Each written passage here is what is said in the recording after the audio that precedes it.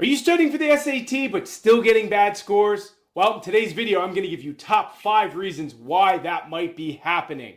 Now, if you're just starting out with your SAT prep and you're not in the middle of it, then maybe it's better to watch our video on the best ways to study for the SAT. However, if you are in the middle of your prep and something is going wrong when you're taking the SAT, this video is perfect for you. We're going to uncover some issues that you may be going through. As always, I'm Jeff Miller here, Head of Instruction at Target Test Prep. Let's get going. Reason number 1, you aren't studying consistently. Okay, well, how do we deal with that? Well, first of all, if your studying is inconsistent or you're not studying on a regular basis, is that a problem? Of course it is. Like anything in life, you need consistency. If you're studying a couple hours here, a couple hours there in a given week, and you're not tracking it, you're just not doing enough. Remember, there's a ton you have to learn for SAT Math and SAT Verbal. So without consistent prep, there's going to be issues. So what's the remedy here? The remedy is you got to sit down and you got to make a study schedule for yourself that makes sense.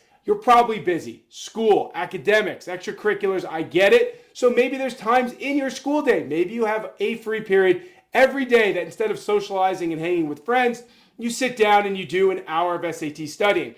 Either way you slice it, make that schedule, be disciplined and stick to it, and that's going to help you improve your SAT score.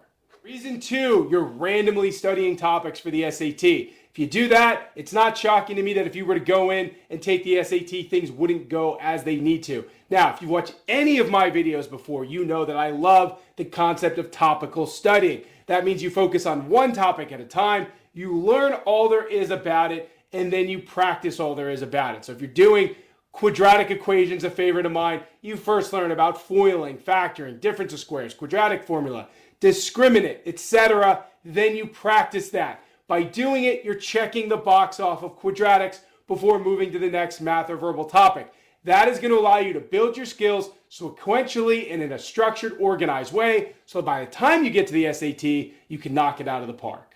Reason number 3, this is even just as bad as doing randomized studying. You've turned practice into your studying. I talk to students about this so much. It's such an issue for studying. If you think you're just going to open a book, even if it's topical practice, and just practice and not learn the concepts on which those practice questions are based, you will struggle. Yeah, you can learn from looking at solutions, but why try to run before you walk? Point is, you need to learn the concepts. Learn the concepts first, then practice questions based on those concepts. If your entire study routine is based on practice, you're probably going to go to the SAT and fall on your face. So instead, learn the material first, practice it second, and that's going to lead to success on test day. Number 4, you've jumped right into time practice. That's a problem. Yes, do I always say how the SAT is a timed exam?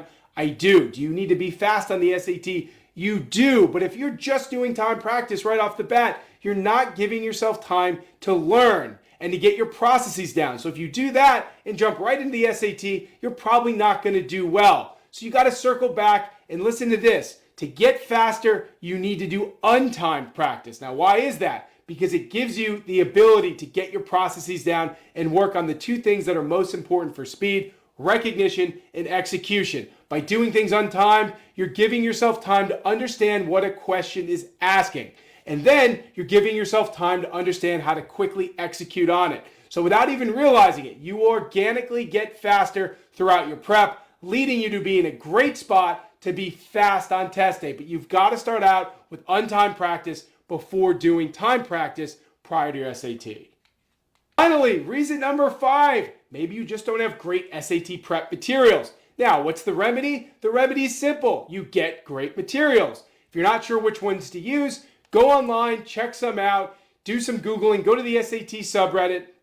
Most courses offer free or low-cost trials. Certainly Target Test Prep does. So for example, you could check out our course. It's a full access trial to see what it is we offer. Now, when you're looking for a great course, have a study plan. Make sure that study plan is structured, linear, thorough, and allows you to see what you should be doing from beginning to end of your prep. And if you can do that and follow the other tips in this video and remedies for some of your issues, I'm telling you, the next time you go to the SAT, you can get your score goal.